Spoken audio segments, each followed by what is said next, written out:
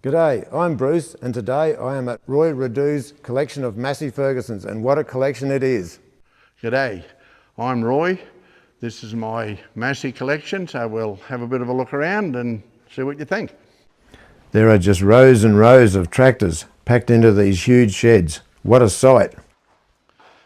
Yeah, we've got this cane harvester here. Roy, were these made in Bundaberg? They were made in Bundaberg. The parts were in Melbourne and they were brought up by truck and assembled in Bundaberg. And what size engine? That's got a 248 Perkins, that one. That's a four-cylinder? Four-cylinder. Yep. Basically, for harvesting sugar cane, and you've got the spirals here, and the man inside just drives along, and it just pulls the cane in. I guess you can probably adjust these in or out. And they've got the topper up there. I suppose they can regulate the height of the topper to cut the tops off the cane. Yes. And was this actually a whole stick cane harvester or is it a chopper harvester? No, it's a billet. It's a billet harvester. It's a billet harvester, and apparently they were very, very precise. That's why there's still a few left. A lot of the farmers like to keep them to cut their plant cane because the billets were identical size. Oh, I thought that's what you were going to say. Yeah, that's true. Righto then, Roy, we move along to this one. She's a pretty fair piece of machinery. Should weigh a few tonne. And it's got the 3208 Caterpillar in it. And did you say at about 185 horsepower? About 185, this one. What would a machine like this weigh, would you reckon? I think it weighs probably about 10 tonne. Yep. And it come from Billawheeler. Yep. And there was a tree growing up through the middle of it. Hadn't been started for 17 years. Right. Cut the tree out of it and put a battery in it and some fuel and started and drove it. That's amazing, isn't it? Look at the size exhaust on it, eh? It's just like the smaller Masseys have the same sort of... And that'd be a Uber. That's also a Uber. Yeah, it's the first time I've ever seen a Uber muffler that big. That big, yep. We've got a Massey Ferguson 2805 here in two-wheel drive. And Roy, I guess that's a V8 Perkins motor, is it? Yeah, 640 turboed. So that's 640 cubic inches, is it? I presume that's how they measure them. Yeah, 640 cubic inch turbo Perker. Yeah, Perkins. right. It's certainly a big engine the way it's got the ears sticking out the side like that. Yeah, big tyres and everything on it. And around about what sort of horsepower for that one? That's about 210. Yeah, right. Yep. And those front wheels are front tyres is how they come from America. Those diamonds on them. Yeah, I see. How that is set up is how it was imported. Yeah, right. Firestone tyres. Firestone diamond pattern and jewels. Yeah. Yep. Oh, and they had dual wheels on the back, you mean? Oh, it has got dual wheels on it now. I'm thinking the duals are hooked up onto this tractor, but they're hooked up onto that one. Yeah. Yeah, right. You know, how many speed is this one? Is this an 8-speed? That's an 8-speed. An 8-speed manual. They did come with a power shift, but it created a few problems. So right. And that's probably why, when I was looking for one, probably why there was only a 8-speed available, because all the other ones that died. Yeah. Yeah, right. And like the way they've got so much glass, really good visibility for driving along. Marvellous big cabs on them. Yeah. Beautiful visibility, plenty of room. Yeah, it is big glass, isn't it? Can you see it? Yeah. Yeah, Roy, that is one thing about your collection. It looks like you've just about got all series covered, like smaller ones right up to bigger ones. Yeah, I sort of pride in trying to get each model of the series, so I've got the complete series. Yeah, right. Yeah. So you must have done some work. You must have done a lot of hunting to try and find them all. And a lot of time waiting. Yeah. You don't panic. If you can't get a model, just sit on the fence. It'll come up sooner or later. And about how many years ago did you start collecting Massey Fergusons? 2017. So you've done it in a short time. That's a short time as far as collecting things goes. Yeah, 2017 I started. You must have been really busy looking hard. Yes. Or I guess you probably know a real lot of people in the district and like people, and you ask someone, you know where there's a certain model Massey, and someone else will tell someone else, yeah, we know where there's one of them. And the more you buy, the easier it is to find, because you make another acquaintance and they know someone else that's got Masseys, and away it goes. Right, very good. I get people all over Australia ringing me that I don't even know. Right. Oh well. We've got a Massey for sale. Have you got this model? Yeah. That's really wonderful, isn't it, when you say it like that? So yeah, that's the same motor as the one we just done the 2805, but it hasn't got a turbo. Oh, so it's naturally just a 640 naturally aspirated. Right. Same gearbox, same 8-speed transmission. Yep. Yeah, I see. So basically this, I suppose, if we're looking at the diff or the wheels, everything is just a little bit smaller on this one than what it is on that one. Just the next size down. Yeah, I see. And then if we walk around, is the next one the next size down? The next one down is the next size down again. Right. But still got the same engine in it? No, that's a 540. That's, well, I suppose that's 540 cubic inch. Yeah, that's a 540 Perkins. And so what are we back to, about 150 horsepower now? 145. 145. Same transmission. Yep. Yep. Same cabs on them, as you can see, all big glassy cabs. And if we're talking years, around about what era in years? These would be all in the 80s, I reckon. I see. Yeah. Yep. They were pretty big tractors for their time, actually. They would have been. Look how high they're standing up, you know, big engines, V8 engines and everything. They're pretty fair dinkum bits of gear.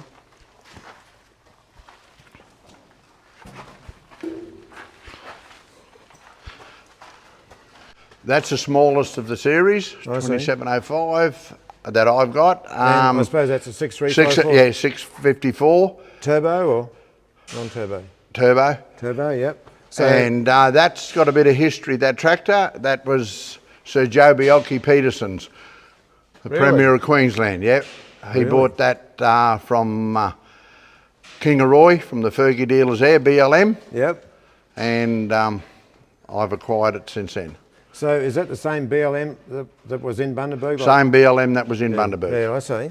Yeah, right. And what's it, about 140 horsepower or? 120. 120 horsepower, yep. Same cab, same big glassy cab, same transmission. Yep. Sorry, this one's a power shift. Oh, yeah. And did Sir Joe Bjelke-Petersen, did he grow peanuts or what did he do? He grew peanuts and apparently he was the only one that drove it. Oh, really? Yeah, right. Certainly got some history then. Yep. Here we are here. Massey Ferguson, 3-year, 2,000 hour. What's that, the warranty? Yeah. Oh, what have they got here? Total drivetrain guarantee. Yep. Well, this one's beautifully done up. It says here Massey Ferguson 1155, serial numbers Roddau. Manufactured in Detroit, Michigan, USA in 1977. Yes, over 40 years ago. Engine, V8 Perkins, 8.9 litre at 141 horsepower at 2,200 RPM. Transmission, multi-power, 12 forward, 4 reverses, weighs approximately 8.5 tonne, proudly displayed. Yep, it's beautifully done up. 2-pack paint, I guess, Roy? 2-pack paint, and that's the biggest of the next series, of the 1100 series. That's the biggest of them. And you were saying before that all these tractors are all made in America, all these ones we've looked at so far? All the ones we've looked at so far are all American. Right.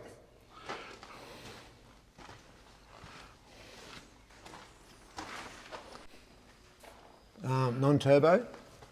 Yep.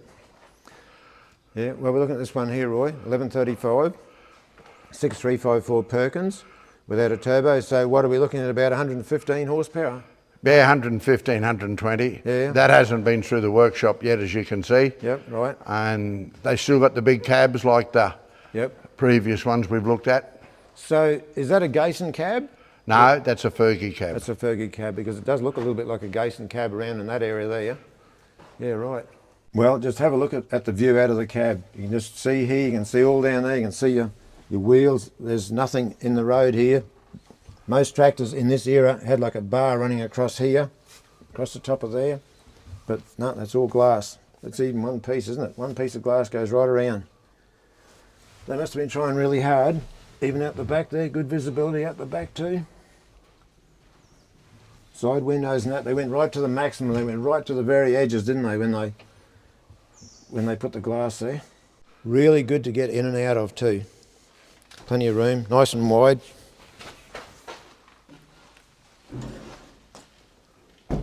Right then, we're coming from an 1135 to an 1105.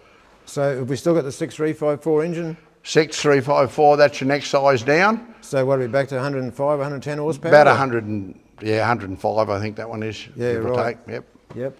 And obviously this one hasn't got a cab on it. It would have had a ROPS on it. Yep. When it was new, but once again, that one hasn't been through the workshop. No, right. But very tidy tractor, be easy to do up. Yeah, I see. Yep. When I see this here, I think, well, that's a bit unusual because most tractors are set up to climb on board the other side, like this here is. But yeah, obviously they've made this tractor so it's just as easy to climb on either side, which is a bit unusual. We've got the 1085, which is a really big four-cylinder motor. I think they're about 318 cubic inch or something. That's them. And are they at about 95 horsepower roughly? That's it, yep. Yeah, right. And yeah, 1085. And that's the smallest of that series. That's the smallest of that series. Yeah, right. Well, Roy, here we are looking at the 1150 V8 engine. Around about what horsepower would you reckon? About 130. About 130. 510 Perkins, that one. A 510, yep. And we're looking here, Gason cab, and it looks like it's never had windows fitted when you look around there on the edges. So maybe the person that had this tractor, maybe the person that ordered this tractor wanted it without glass. But they thought, oh well, we want some sun protection. The roof on it's fiberglass too, I think, isn't it? Yes, fiberglass roof, yep. And I can see it's got a pretty spiffy looking seat on it there, being white and black. But that's colours they come from America with, black and white seats. So this tractor came out of America then? Out of America, yep. Yeah, right. We bought this one, she'd been totally submerged in floodwaters. I see. And did you ever get it going again then? Yes, she's a goer, runs like a clock. Yeah, right. Huh. Yeah, no, it's amazing, isn't it? Submerged in water yet it could still go. Let's look at the size of the tyres on this tractor. Two-wheel drive tractor, massive. Let's look at the width of the tyres. Wow. I don't know whether they would have been working on wet country or what the reason was for having such big tyres, but they're whoppers. There's certainly some Massey Ferguson tractors here. We've looked along one line now, and Roy's got about 1/4 of an acre of Massey Ferguson tractors all under cover. And look how closely he's got them driven side by side to try and pack them all in.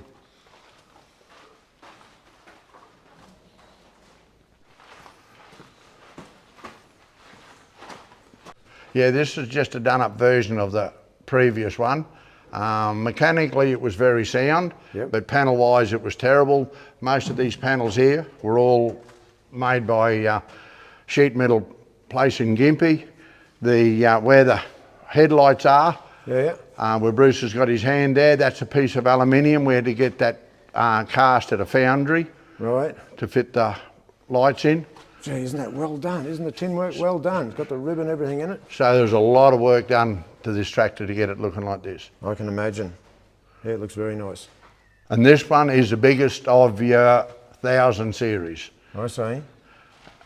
And we've seen the little 130 we started with, that's the smallest of the series. I see. And we've got everything in the middle. Right. And also got the black and white seat. So this one here's got the 6-cylinder Perkins in it, and turbo or non-turbo? Turboed. Turboed?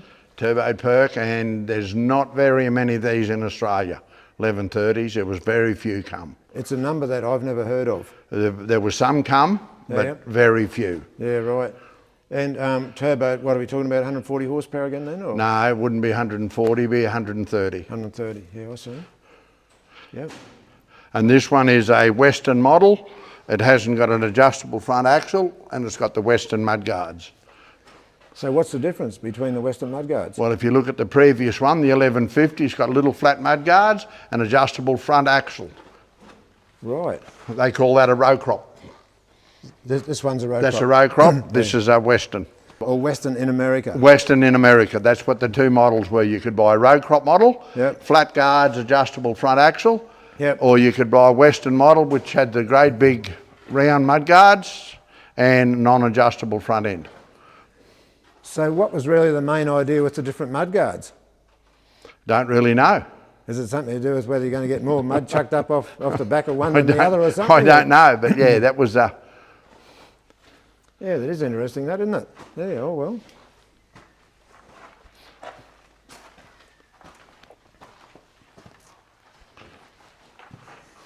$1100, still got the 6-cylinder Perkins there. Non-turboed.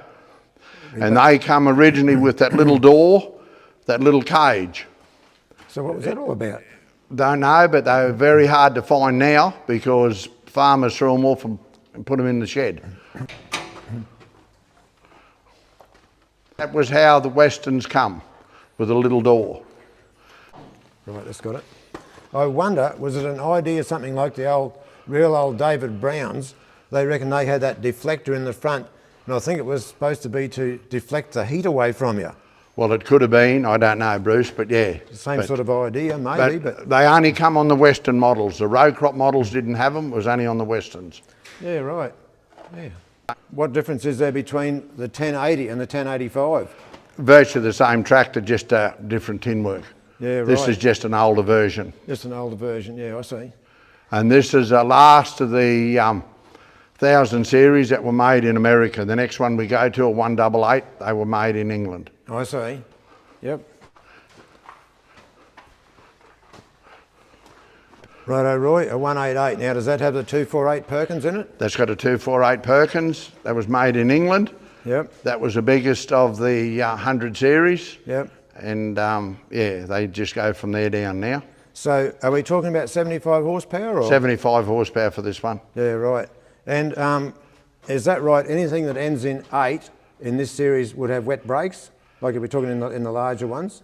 Virtually wet brakes, but the main difference is it's got a sandwich in the middle, a 6-inch sandwich in the middle to get in. Yeah, yeah. Yep. To make it a longer wheelbase. To make it long wheelbase, more stability, and a lot easier to get on and off. Yeah, yeah, I see. Now, all right then, if we come back to a 185, which we'll find next door here, now is that right, if it ends in an 8, just say that if that was a 185 like the next one, will it have dry disc brakes? No, it's got wet brakes, but it hasn't got the sandwich. Oh, I see. Yeah, right, because I used to always think that if it ended in 8, I'll just say the 8 series is what I call it. I thought they'd have wet brakes like running in oil, whereas I thought if you went back to the ones that ended in a 5, that they'd have dry disc brakes. No, as we go along I can show you that there's a 178 there and they were dry brakes. Really? Yes. It just shows how wrong I've been then all the way along. Yeah. But the main difference with these to a 185 is that they've got a sandwich to make them. Yeah, yeah. And they did the same sort of thing too, from a 135 to a 148, didn't That's they? it, they got a sandwich in them. Yeah, yeah, right. Mm-hmm. That's virtually the same tractor, but as you can see, it's 8 inches shorter. Yeah, yeah, I can see it is narrow here yeah. too. Bit harder to get on, not quite as stable. Yeah, yeah. And does that mean if they're longer in wheelbase that they can sort of pull a bit more too, do you think? I think so, yes. Yeah, yeah. So by the time they got to these, you had to get multi-power? No, you could still buy a normal 6-speed. Yep. It's just these ones that I've picked up are multi-powers, but yeah. Right. And the idea of the multi-power is obviously if we're ploughing, we're going up a hill, and we're in the higher multi-power stage, we'll say. Yes. And then if the tractor starts dying, we can just click that back without pushing the clutch or anything in, and that drops it back about a half a gear, and we can keep on ploughing. You can keep on ploughing, but yeah, when you get to the top of the hill, make sure you put it back in high because it'll freewheel down the other side. I've heard that before. No engine braking with multi-power low. Very dangerous on hills if you don't know how to drive them. I've heard that people have just about lost their wives over that. They've put them on and said, well, just drive down that hill there to do something. And they've gone careering down the hill in angel gear. No engine braking in multi-power low. Yeah, yeah, so that'd be a trap for new players too, I'd imagine. Yes. Yeah, so at the 178, Roy, still the same, still the same 248 Perkins engine? Yeah, 248 Perkins, dry brake model. Right, and is it still rated at 75 horsepower? Oh, I think they might be back a bit. I think they're about 68 or something. Yeah, yeah. I'm not sure of that, but yeah, they're back a bit. Too. Yeah. Now, see how this one's got the spin-on oil filter? Would someone have changed the housing on that? I don't believe so. You reckon it would have always been spin-on? I think it's always been spin-on. Yeah, right. And this is a 6-speed, it's not a multi-power. Yeah, I see. Yeah, right. Yep. All right, we'll move on to the next one. See, if you have a look at your axles again, see? Round, round. Dry brake, see? Yeah. What's the main difference between a 178 and a 175? Earlier model tractor and bit smaller horsepower. Does it still have the like the 248 Perkins in it, or? I think it's got a 248 Perkins, that one. Yeah, I see. And what would you say as far as years go, when they stopped making this one and when they started making that one? Oh well, I suppose they would have run this one for about 5 years, do you think, or more? They might have been more. These were virtually the same time as the early 165s. Yeah, yeah, right. And what, is it also made in England, this one? Yeah. 168 was four-wheel drive? Yeah, they were made for hills, really. They were some of the first four-wheel drives. Yep. The four-wheel drive conversion kit was made by Celine in Italy, yep. and the dealers fitted them. Yep. They used the same steering rods. If you look at a normal two-wheel drive, them steering rods are behind the def, yep. and all they did was keep the same steering rods and put them in front. I see. It's a pretty big diff, isn't it? It's massive. Turn and circle is absolutely horrible. Yeah, right. There you go. There's a normal 168 next to it for comparison. Now, basically, did the 168s come out, did they come out a bit later on than the 185s and the 188s? They were a bit later, yeah. That's the same tractor as a four-wheel drive one, except it's a two-wheel drive model. That was the most common. And they've got the sandwich in the middle. Oh, I see. They have got that in the middle. They made them very easy to convert them to four-wheel drive, because that's where your four-wheel drive conversion went in, where the sandwich is. Oh, I see, right. And was this a 236 Perkins? 236 Perkins in that one. And they used a lot of those motors in backhoes and things like that. They were a good, very good motor, a 236. Yeah, I've always heard the same thing myself. Power steering and that on power steering, that's a multi-power model. Yep. Right, see how this is the piece that Roy's talking about, the sandwich piece that goes in there to make the tractor a bit longer wheelbase between here and here. There's a look at its engine for those interested. So we've got the two different 165s here, and this is the early model one. That's got a 203 yep. Perkins, that's got a 212 Perkins. And as far as the brakes go? Both dry brake models. Both dry brake models. And the one with the 212 is a power steering, and this one is a non-power steering, but that's not standard. That was just how I've picked that one up without power steering. There wouldn't have been many come to Australia without power steering. This was a fairly common tractor, a 165, like cane farmers up our way. Well, any of these ones along here were fairly common. The four-wheel drive one, they would have been rare, and 168. People have talked about, well, you know, they're both 165s, but one's got the muffler on one side and one's got the muffler on the other side. Now, I think one has a smaller engine than the other, is that right? That's right, and a later version. The muffler on the left-hand side is the earlier model. Right. Around about what year would these have come out? Would it be around about 1965? 64, 65 they come out, and the first of them come with alloy headlight surrounds, not plastic. I see, I see. So I guess the 135s are the same. The early 135s had alloy headlight surrounds. Yeah, I see. Yeah, front and rear on these tractors, I believe, the weights were made in Australia for them, and also the Uber mufflers. That's why all Australian Fergies have got Ubers. If you look at the photos of Fergies in England, they got a long, slender muffler, not a Uber. I was just having a look over here at this one, and I thought, is that right? Is that badge been made up or what? A 155 Massey? I've never heard of one of those. So what's the story, Roy? I believe that was imported in by a farmer that they were made in France. Yep. And we believe that Fergie's dealers didn't actually bring them in. Right. We believe that a farmer would have bought that with him when he sold a farm in France to come to Australia. In France. And what sort of engine in it? That's Perkins. So we're talking a four-cylinder? I think it's a little three-cylinder, isn't it? I think it's a four. Is it a four? Four. Yeah, that'll be a 236 Perk. Oh, I see. 236, yeah. And if we're talking about this series of tractors, if we're talking about even like the later model 165s or 188s, around about what time would they have stopped making that model? The last of the 135s were made in 79. Oh, I see. Well, they must have run them for a fair while then. Yeah, so they run them for a long time, them 100 series. They would have been a good tractor, I presume, yeah. Yeah, they were. Like stacks of people had them, and I suppose a lot of people would still have these tractors, and that's still going. I'll have a look at this one here. This is a 148.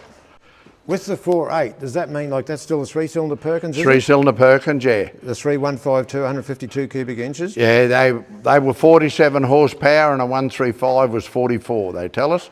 That was the next thing I was going to ask you. Did they actually up the power in these? They upped the power on them, yeah. So does that mean more revs to get more power or not? No? They just altered the injection pump, I'd say. Yeah, I see. Yeah, And yeah, we've had this one since nearly new. oh, I see. About 73 or something we bought it. Yep. It's done 18,000 hours and never had a spanner on it. Wow, that is really something, isn't it? That is really something. I mean, once we go from, oh well, from that series back to this, dry drum brakes, just like a car. Everything was so simple. Any handyman could work on this machine nearly anywhere. Very simple and a very, very good tractor, a 148. Yeah. No, there'd be plenty of people would say exactly the same And thing. this is a power steering model. Yeah, well, I suppose that'd be pretty rare too, wouldn't it? Yeah, there wasn't a real lot of 48s with power steer, but this one has. Yeah, right. Isn't that Pixie, eh? Little ram on there. Yep. Let me go to the 135s.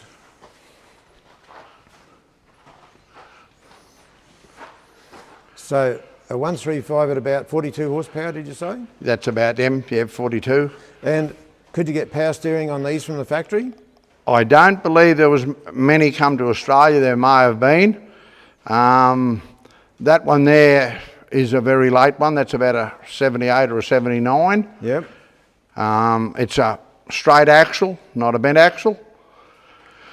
We'll see that as we go along to the next tractor. We'll show you the difference. Yep. There's 5 135s here and they're all different. Really? Which I never knew there was, but yeah. But that's a straight axle 79 model. Right. Now, if we're talking about these, just say someone comes along and hasn't got a badge on it, is there any other way that we can identify? Is there any other ID plates or anything on there to say what they are? There'll be an ID plate under the steering wheel. That'll have a number on it. Right. I'm just having a look here. Here's the ID plate that Roy was saying about, just near the throttle lever. Here it is below the steering wheel on this one.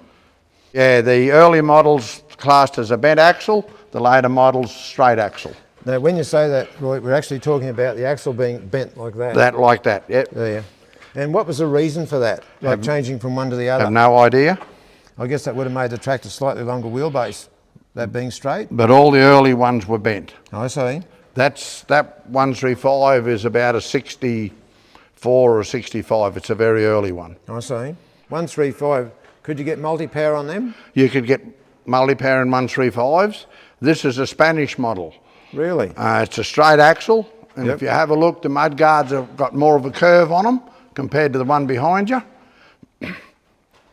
From what I can learn, there was an industrial strike in England, and they couldn't get 135s, so they bought 300 in from Spain. Right. And this is a Spanish model.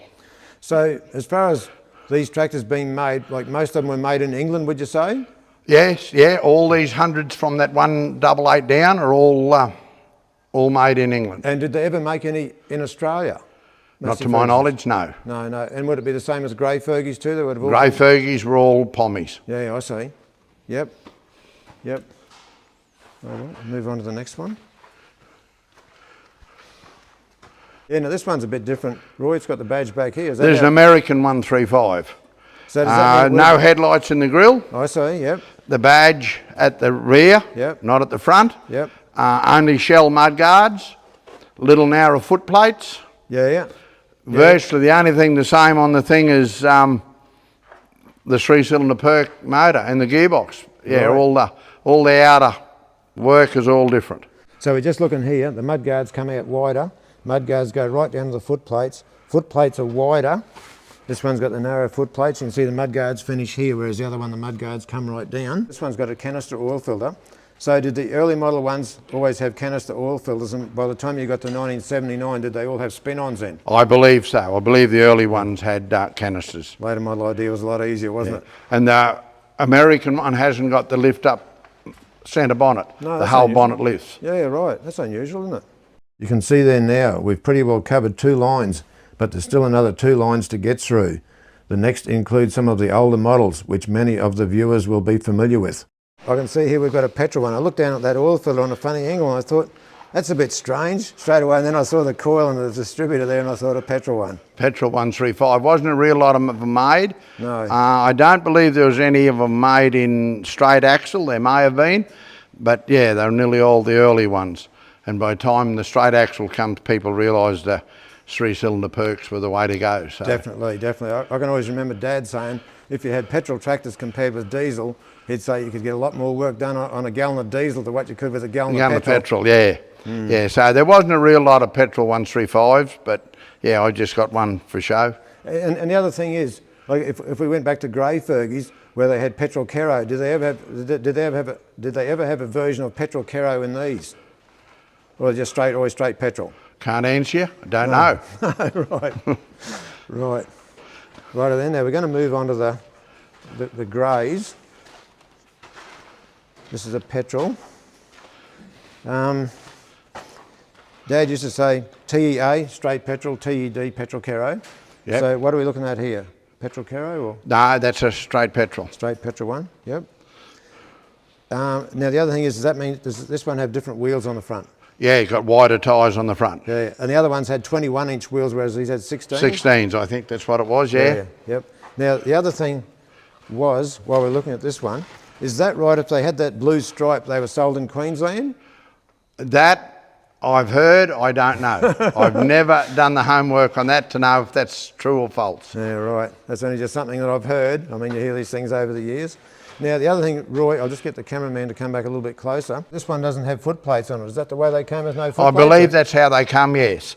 They were a bit of a bugger to get on without foot plates. I think that's why some people actually put foot plates on them. And I see the one next door has got foot plates, so... Yeah, the little diesel's got foot plates. Yeah, my father, he had one of these with a front end loader on it, but they had one feature on it I really liked. You could have just about a dead flat battery and it had a decompressor.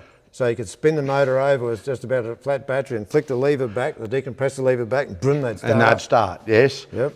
Now, is that right? The engines in these were made by the standard motor company? Motor company, yes. England? The same with the petrol one. Yep. They were made by Standard Motor Company. Now, do you think, is that the same block or not, or are they entirely different engines? I don't know. Yeah, I think they had a different pump. They had an inline pump, whereas once they went to the later model series, the red ones, they went to a rotary pump. Rotary pump, yep. And an inline pump. And just looking at these ones here, people call these like the gold belly ones, which came out after those other ones over there, of course. So what have we got here, Roy? Is that the 3-cylinder Perkins motor? No, that's a 4-cylinder standard diesel. That's a 23C. A 23C. Yeah, right. Made by Standard Motor Company. Yeah, right. And I know the one that Dad had, I think it had a plate on the radiator made in Coventry, England. On the That's right. That's what they've got. Yep. Yep. Gee, the steering's still in good condition on it, isn't it? Yeah, no, we've spent a lot of money doing these up, yeah, actually. Gee, I'm surprised. Like, I thought it would have went like that, you know. That's amazing. So what have we got here now? We've got a petrol. That's the same tractor in a petrol. In a petrol, right. And once again, that motor is made by Standard Motor Company. Yep. Now, the Standard Motor Company, they even made cars, didn't they? Yeah, same motors in Vanguard cars. In Vanguard cars, yeah, that's right. Now, I even heard the story that one of my distant relations, he actually put a Vanguard motor, or he did whatever he had to do to make the thing the same as a car motor, and then the thing went really fast, so obviously it must have revved up a lot more or whatever. Yes. I believe they say they were the same motor, but there must have been something a little different in them for the tractors. Probably lower revving with more torque. Yeah, that's probably right too, yep. They might have changed the camshaft or something to do that too.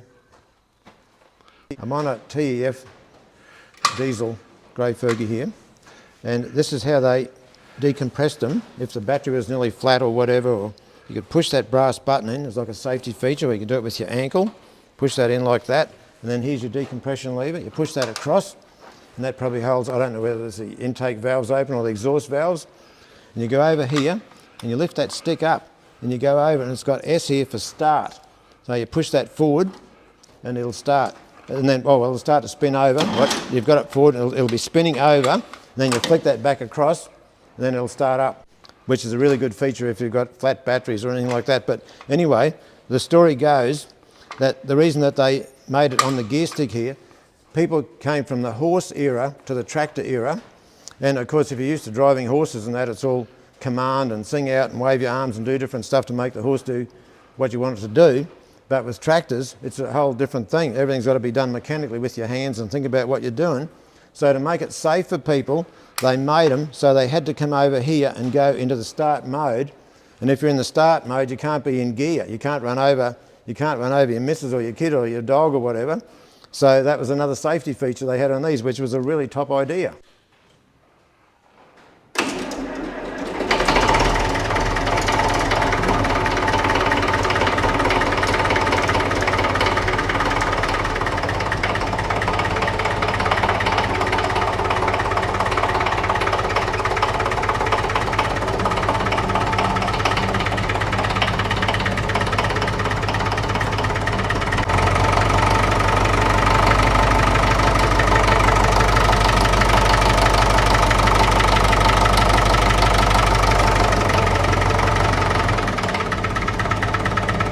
Got this one here, that's a bit of an unusual critter too, so is it also a French one? That's a 30, yeah. Virtually the same tractor as a 130, but yeah, just different tin work. That's unusual, I've never seen that idea with the guard around the throttle before. With the throttle, yeah. What were they driving through, heavy brush or something? They didn't want the throttle to go. I don't know what the Frenchmen were doing, but yeah. Different rubbers on the gear sticks too, is it? Or? Yeah, different gearbox. They're same as a 130 gearbox, but yeah, different to a 35. Still got the drum brakes out on the end? No, it's got a different setup. Yeah, they got a different setup with brakes which weren't any good anyway. Yeah, right. Yeah, Roy, so what's the story on this one? That's a 4-cylinder FE35, yep. 23C diesel. Yep. And that particular model is, I think, what they called a standard. It's just got a old tin seat. Oh yeah, yep. And with no tacho. That's right. No and tacho. Single stage clutch. Yeah, right, I see. Yeah, right.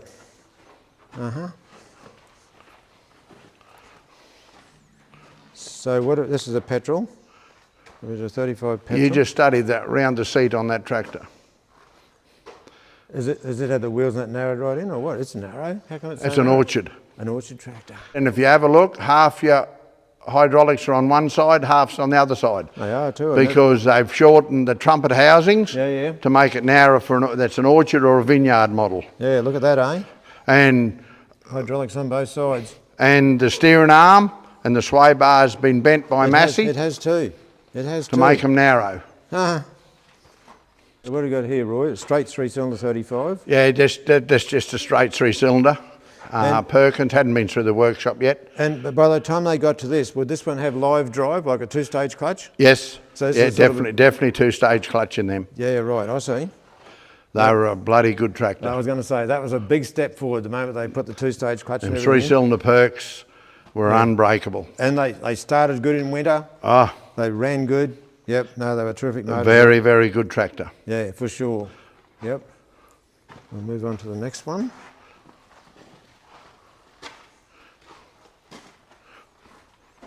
So what have we got here? Oh, it's a petrol version, yep. Yeah, that's a petrol, just so I've got one in that era. Yeah, I see. A petrol version. Yep. And would this one have live drive too, do you think? That one's got live drive, yes. Yep. So that was a big step forward when they got to here. Yes, to have 2-stage clutch. Definitely. Well, here we are. This is a real legendary tractor, the Massey Ferguson 35X. And, you know, a lot of people, if they had these, they thought they'd really had gold. But when I looked around, it doesn't have diff lock on it, Roy. How come? No, some of them didn't. If you go by the serial number, it's definitely a 35X, and it didn't have def lock. If you really wanted the deluxe ones, they had def lock and multi-power. Right. And around about what era? Are we talking 62 or something for this tractor? That'd be about a 62 or 63, that one. Yes. Yeah, right. Yeah, no, they were certainly really, the people that had these really loved them. I suppose they come from old Fordsons and that, where they nearly had their thumbs broken off. They were a damn good tractor. Yeah. And notice the long stack.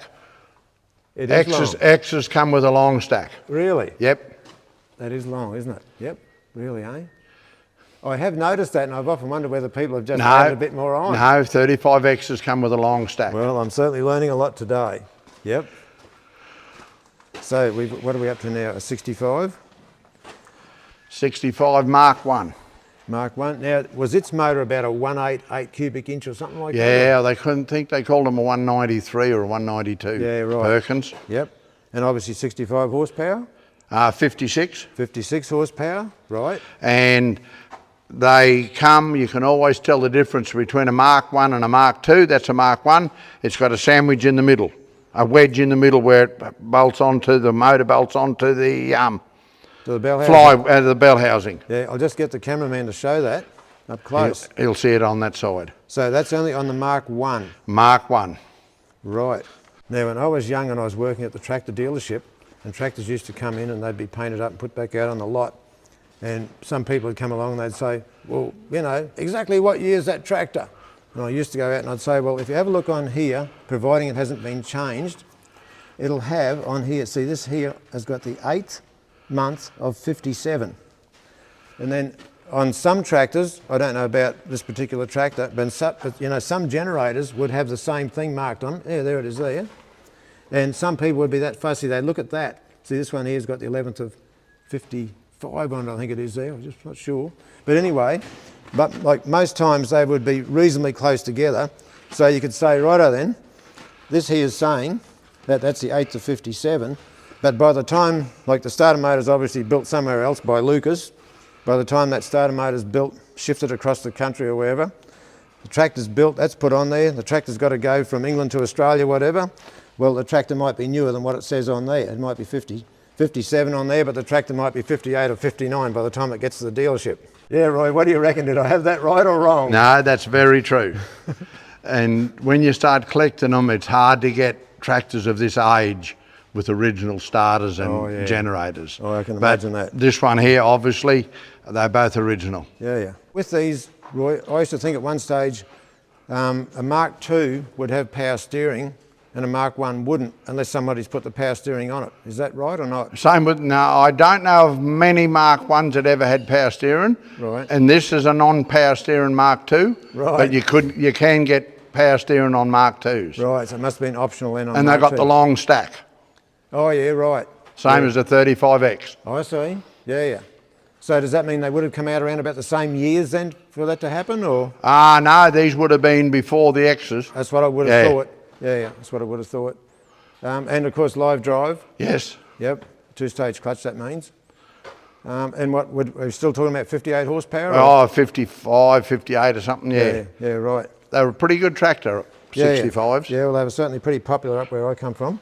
Well, this one here is pretty rare, I'd reckon, Roy, a Massey Ferguson 85. Yeah, that's a Yankee model. Made in America, eh? And that's got a Continental diesel in it, not a Perkins. Oh, I see. Yeah, the motor does look different to anything I've ever seen. And you'll see the difference. The next tractor you'll come to after this one will be an 88. Yeah. 88 is drawbar only, 85 is 3-point linkage. Oh, I see. So around Apart from that, the tractors are virtually identical. Right, so about how many horsepower were we talking here? I think they're about 60. Oh, I see. Yep. And different emblems on the American ones. They're like they got a little bird on that emblem up the top. And none of ours are broken. Right. Yeah, that's the first time I've ever noticed that on anything. It sort of looks similar to a 65, doesn't it? It's a bit similar. Yeah, but they're made in America, Continental diesel. Yeah, right. They did come in a petrol, but this one is a diesel. Yeah, right. So, Massey Ferguson 88. That's an 88. That's virtually the same tractor, except it's only drawbar. Only drawbar. And you can see by the front end, once again, adjustable front end on the 3-point linkage model. Yep. Solid on the drawbar. So, we're back to saying that's a row crop tractor. Virtually. Yeah, yeah. And like the idea is, you know, because you're a row crop grower, you can probably explain that. Is there still like is it still referred to as a row crop spacing, or has all that been chucked out years ago? Well, with this one, we're always just been aware that the 85 was a 3-point linkage and the 88 was a drawbar. Yeah. Yeah, so as far as that's concerned, I don't know, but no. That's a difference that we got. And they have got different mud guards. 85's got a shell and the Western model.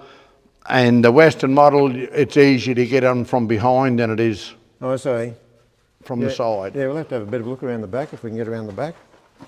Can't get around the back. You've just got them packed in that tight, Roy.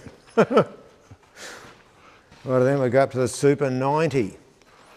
I think I've heard of this one, but I don't know where. Very popular tractor. That's got a Perkins. Right. And That'll be one of the few Masseys that's got an 8-speed multi-power. Oh, I see. Most multi-powers are 6-speed, that's an 8-speed multi-power. I see. Yep, it's got its ID and everything on it there. That still. tractor was an absolute wreck. The tyres fell off it on the tilt tray. Really? Yeah, it was a real wreck. Gee, you've done a good job on it then. The ID plate still looks nice, doesn't it? Yeah, ID plate, yes. Most times if trucks or tractors are complete wrecks, like the ID plate's either gone or you can't read it or whatever, but I'm surprised how good that one is. It's actually got United States on there and Canada underneath. Oh, I see some of them must have been made in the United States with those serial numbers. And some in Canada. Yeah, most of them in the United States. So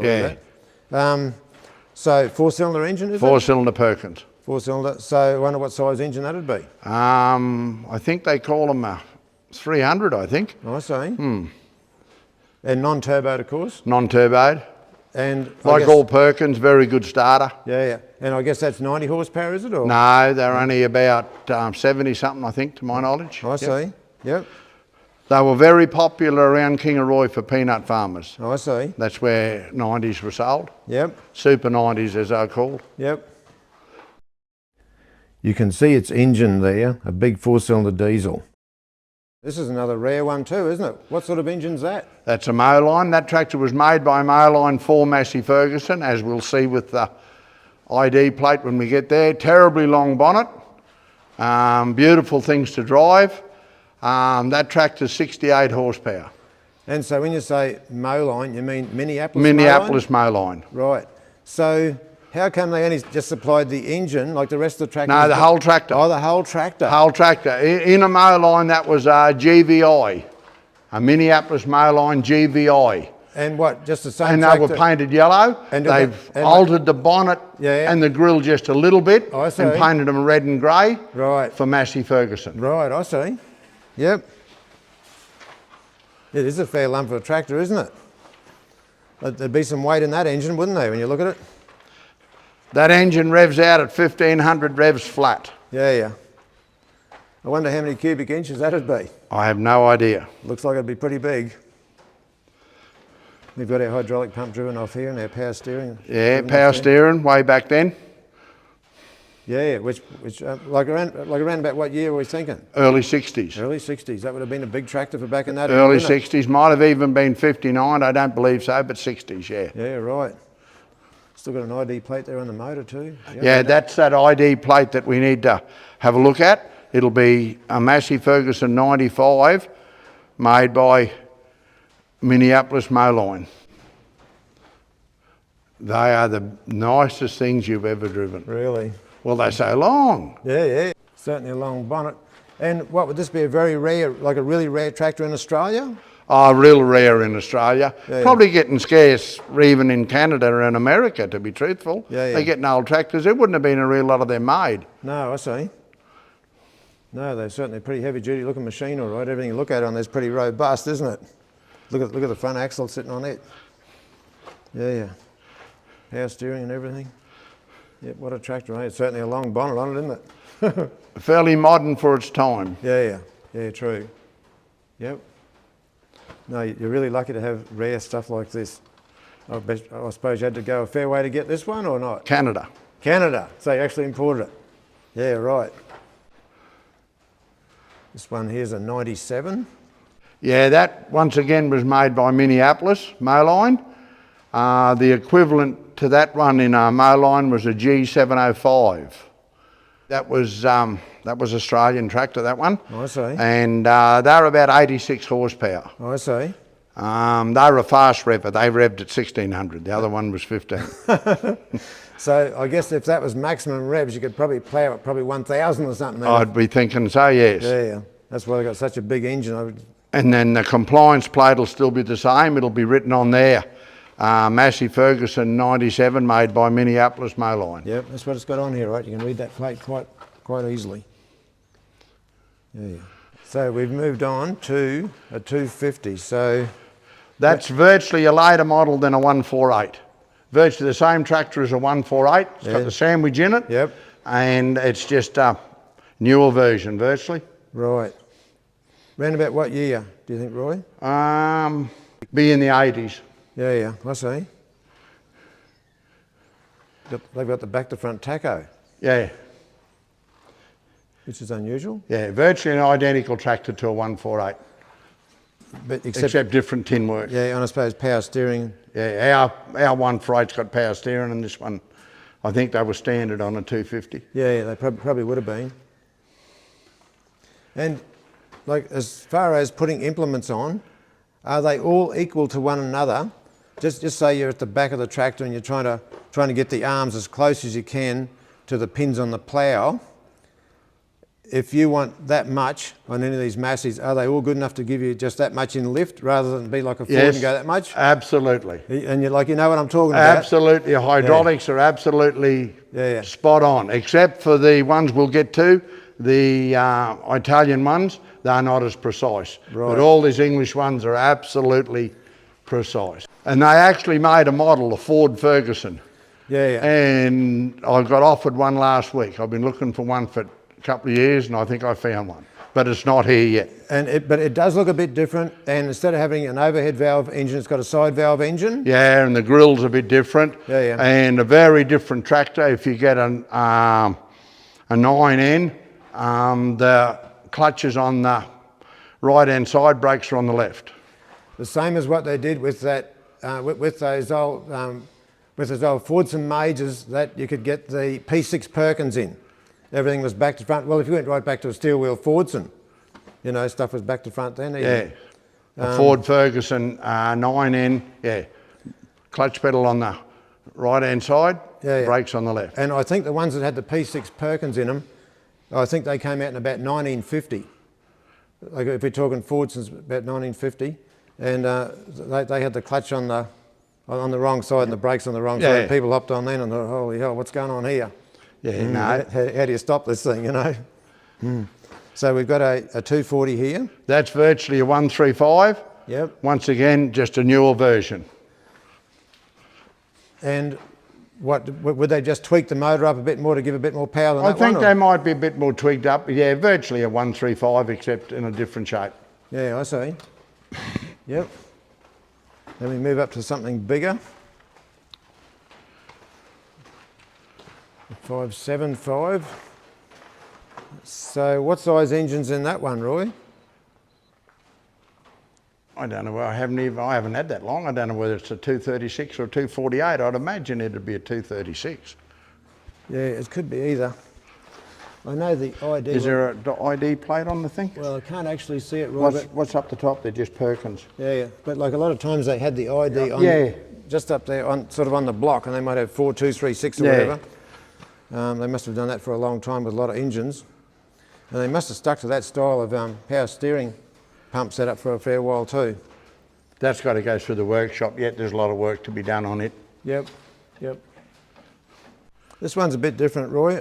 235. And where's this one made in? That one's made in Brazil. And you can just see, look with how the clutch pedal's mounted. Yeah, isn't that high?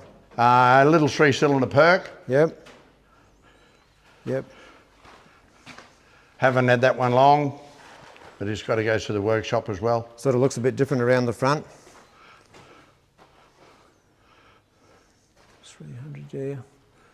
And around about what year do you think this one would be? I'd have no idea what year that one is. I'd imagine it'd be in the 80s. Yeah, that's about what I was thinking, somewhere in the 80s. In the 80s, yep. And we go down to the 210 here. I thought it might have had dry drum brakes on it, like the 135 or something, but that is that's one of the smallest of the 200 series, the 210. That tractor was made for Massey by the Hinomoto. Japan. In Japan. Oh, I see. Yeah. Because when I looked at the back end, I thought that doesn't look anything like the old. I think they were made for orchards, but yeah, they were made for Massey by Hinomoto. I see. Then we move on to your 550 there.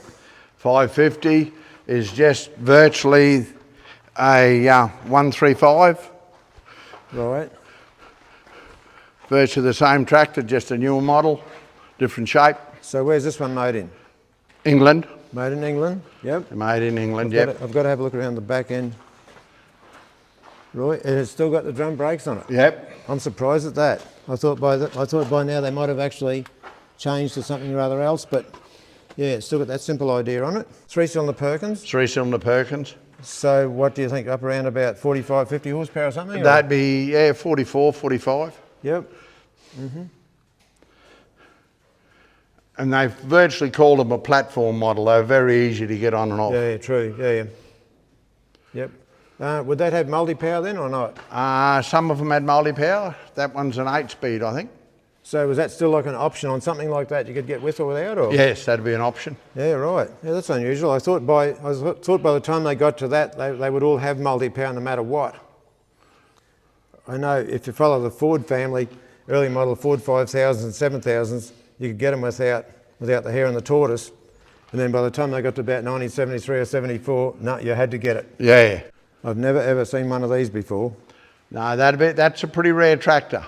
3165S. It's virtually an industrial 165. The S stands for a standard gearbox, standard 6-speed gearbox. Right. I believe you could get a 3165R, which had a torque converter. I see. But S stands for, and non-adjustable front end, as you can see. Yep. But apart from that, it's virtually the same as a 165. So when you say that would have been painted yellow. So that means it's sort of like the family of sort of like backhoes and that sort of thing. Yes. Yeah, I see what you're talking about. Yeah, when we paint that, that'll be painted yellow. I see. Because that's what it come as, a yellow. But some dealers got that and painted it red and grey and sold it as an agricultural tractor. I can see a bit of yellow under here. Yeah. Yeah. And because it was like a backhoe, would that mean the front axle and the stub axles and everything would be probably stronger than the agricultural one? They'd be heavier. Yeah, that's what I thought. It's got a pretty solid blade on the front of it there, hasn't it? Does it have 3-point linkage on it then, Roy? Yeah, it still has 3-point linkage. Roy, you've really got me lost now. When it comes to Massey Harrises and these style of tractors, I don't really know anything about them at all. Well, there's 2 of us because I don't know a real lot about them either. All I'm collecting them for is because they're part of the Massey Ferguson history. Yeah, I see. We've got the Fergusons, which we've seen down there, the little grey ones. Yeah. And the Massey come from Massey Harris when they combine. So that's why I'm collecting Massey Harris to keep all the family together. So can you tell me the story? Massey Harris, then it went to straight Massey with the greys, then Straight Ferguson with the grey. I mean straight Ferguson, sorry. I've got that wrong, right. Yeah, and then so Massey had these partners that actually put money into the company so they could get their name on it? Or? I don't know the technical part of it, but I know they, Ferguson and Massey Harris got together and they might have even for a short time called them a Massey Harris Ferguson. I'm not sure. Oh, I see. I believe that could be a story. But yeah, and then they dropped the Harris out and just called them Massey Ferguson. That's still what we got today. I'd have books at home that I could follow that through on, yeah. We're just going to move on to the Massey Harris type tractors now, and we're probably going to skim across these because we don't know a huge amount about them, and Roy probably hasn't had time to do the research on them. So if there's anybody out there that knows a real lot about them, be sure to leave a comment on my channel and tell me what you know about them, and I could pass the information on to Roy. Right, we've got this one here, which is a 555, and we move on to this one here, which is a 745. This one's actually a trike. We move on to this next one here. Roy thinks these two may be the same model, only this one's in trike configuration, and that's in the standard type configuration. It looks like these 3 here, well, if you look on the ID plates, these are made in the UK, and I'll just get the cameraman to go along and just do a close-up on the ID plate on the side there. Yeah, this is a Massey Ferguson 50 as we bought it, but it is actually a Massey Harris 40. You can tell by this, that's the same markings as a Massey Harris, and it's supposed to have a gold coloured chassis. And if we look at the compliance plate on it, it actually says it is a Massey Harris 40. I see. Yeah, well, this will go through the workshop, and we'll rebadge this to a Massey Harris 40 because we don't like having them badged wrong. So when this comes out, it'll be a 40 and painted totally different colour. It actually includes the name Massey Ferguson on its plate, as Roy previously mentioned. I'm just looking here at this one, 744D, and there's the P6 Perkins. I never realised that until Roy said about it. Alloy tablet cover, Perkins written on the top there. Here we are here, F Perkins Limited, Peterborough, England. Yeah, the P6 has even got screw-in Welsh plugs on the side. Look at that. That's unusual too, because most times these days it's just a tap-in Welsh plug. The idea with the trike, if they were cultivating a crop, sugarcane or anything, they could come to the end of the row and they could drive out and they could turn extremely sharp. They could nearly turn at right angles and turn around, especially if they drove out a bit, and they could go back down the next row.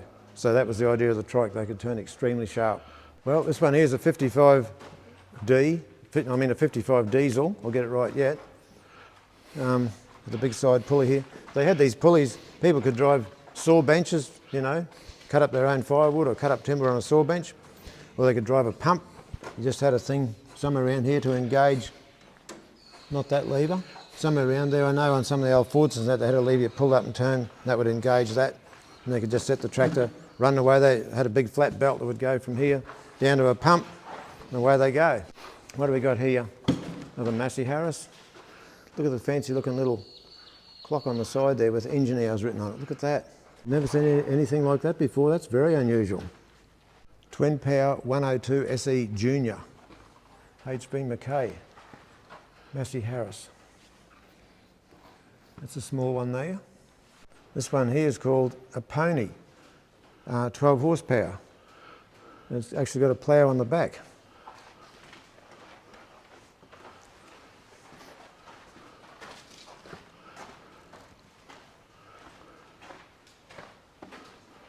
It's got a moldboard plough with a coulter wheel in front to cut the grass, and it looks like it's manually operated.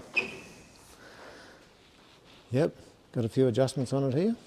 This one here is the oldest one in Roy's collection, and it's a Massey Harris 25, and down here I see build date is 1936. So that's a very old tractor. We move over here to this one. I should let Roy talk about this one because he'll be able to tell me more about it. What's it called on there? Is it a Peacemaker? Is that Roy? Is that right, Roy? Has it got Peacemaker written on it? That's a pacemaker. Pacemaker. I'll get it right yet. Yeah, and around about what year? 1938? 38, that one. Yep, got the steel wheels on it. Looks a bit like the McGregor grips on the Fordson. You can tell this one's a bit later model, a bit more streamlined, but a bit more of a fancy grille than that one. This one's just got the bare radiator, whereas this one here's got a bit more guarding around over the radiator, and someone's put this very fine mesh on here to try and stop the radiator blocking up, probably with grass seeds and things like that. This one's pretty rare too. It's badged Massey Ferguson. It's a Massey Ferguson R45 or 4500, 3-cylinder Perkins, but actually built by Landini in Italy. And it's got this unusual idea on the back where you can actually change the height of the tractor. We'll go around and have a look.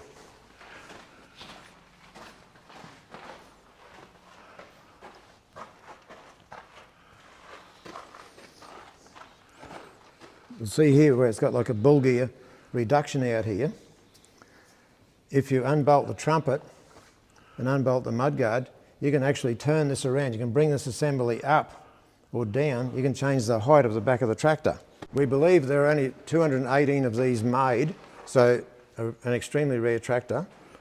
And if anybody out there's got any literature or any information on these tractors, it would be really nice if you could send something like that my way and I could pass that on to Roy. Yeah, this one here would be pretty rare, Roy, with a Ford badge up there on the side of the bonnet. There must be a bit of a story behind this one. This is a look-alike. It's a Ford Ferguson actually. Ford did make, I believe, a couple of hundred of them for the American Air Force to tow their bombers in and out of the hangars, because originally they were 26 horsepower and this made them 90. The 26 horsepower obviously couldn't pull the bombers, so they made 200 for the Air Force. I have seen an absolute original one, yep. But this one's only a look-alike. And like, what's that thing on the other side here? Roy, what's this bottle or whatever on the side here? What's that all about? Oh, it's got a toy one inside it. Yeah, I don't know what that's about. This one is really beautifully restored. We unfortunately couldn't start it due to an issue it was having, but with dual exhaust I could only imagine how good it sounds. 154, which is probably around about 52 horsepower or something, 4 for four-wheel drive. And Roy was saying these are actually a Landini, which is built in Italy. Power steering. Straight manual, Roy? Straight manual gearbox. Yep. And in the 100 series, they made a 1.5 that come to Australia, 154, a 184 and a 194. Right. And I'm in the midst of collection the three of them. I see. And as we go along, we'll do the same with the 200s and the 300s. Yep. So I'll have the full collection of the Italian models. We're up to a 274 here, which is still built by Landini. Yes. And Roy thought it had a 236 Perkins motor in it.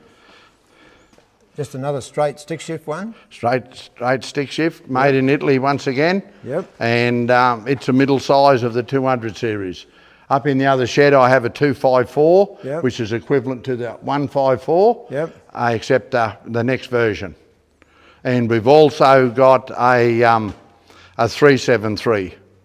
I see. Which is your next series. So would this be, what would this be, around about 65 horsepower or something like that? Or? About 65 horsepower, yeah. Yeah, 236, yep.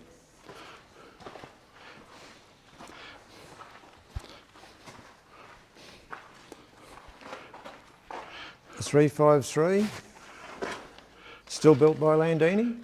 Built by Landini, and the same tractor as that 154, except a later model. So what, 3-cylinder Perkins? 3-cylinder Perkins. Straight stick shift? Straight stick shift, but it's got a Ford reverse shuttle. I was wondering what that extra stick was for on there. Yeah, Ford reverse shuttle. These are a lot nicer to drive. Yeah, they would be if they've got that on them. Yeah, for sure. Well, we've walked all around the shed, and there's certainly a lot of Masseys here. And Roy said he's also got about another 10 or another dozen stacked away somewhere else that he's working on. So I'd like to take this opportunity to really thank Roy for letting us come here and have a look at his collection and taking the time to walk around with us and tell us all about the stories that go with the tractors, which is a really good thing too. And thanks very much, Roy, for letting us come down here and entertaining us with all the tractors. We've always been interested in tractors, but I think this is the most tractors I've ever seen in one spot at one time. It's been a pleasure. I love me Massey tractors, as you can see. And if anyone wants to get in contact with us, you can get onto our Facebook page, and we can go from there. Will Roddau Masseys have another open day? Yeah, we may be going to have another open day this year. We're not sure, but if anyone wants to get in contact with us, it's on the Facebook under Roddau Masseys. So yeah, any feedback would be handy, and any information would also be handy. Tell us a bit more about your open day. Yeah, our open day, we take them all out of the shed, put them all outside so you can walk around them instead of being cramped in like this. In the shed there's food vans, there's normally music, tables and chairs, so if people get sick and walking around, they can come and have a break, have a coffee, cold drink, go back out again. It's been a couple of pretty good days. All right, Roy, thanks again, and I'll probably end this video at that, and thanks very much for all the stuff you've done for us. It's been an absolute pleasure wandering around here in tractor heaven. So at this stage, I'll probably say that's the end for this video, and I'll say to everybody, thanks very much for watching.